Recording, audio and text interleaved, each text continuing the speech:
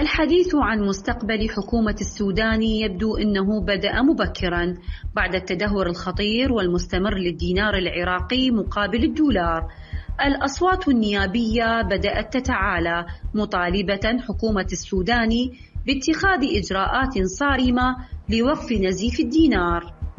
نواب أكدوا أن ارتفاع الدولار سببه فصائل مسلحة وطبقة سياسية معزولة، وحذروا من أن البلد يتجه نحو حصار اقتصادي شبيه بحصار حقبة التسعينيات. أنا أعتقد بأنه كل الأرضية، كل الفرشة الموجودة لاستثارة هذه النقمة الشعبية موجودة، وإذا ما تراعيها الطبقة السياسية الحالية اللي موجودة فأعتقد بأنه فعلا إحنا أمام سيف.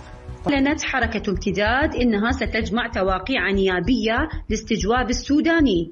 مواطنون بدأوا يتحركون على الأرض احتجاجا على ارتفاع سعر صرف الدولار مقابل الدينار، خاصة بعد ارتفاع أسعار السلع الاستهلاكية في الأسواق.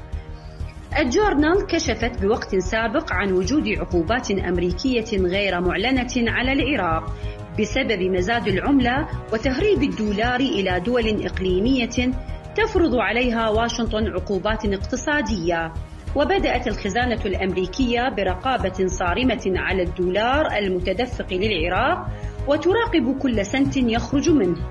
وفي المقابل تعجز الحكومة عن تلبية الشروط الأمريكية بسبب قوة الجهات النافذة التي تدير عمليات غسل الأموال وتهريب العملة الصعبة للخارج. فأي مستقبل ينتظر السوداني وأي مصير يواجهه اقتصاد العراق؟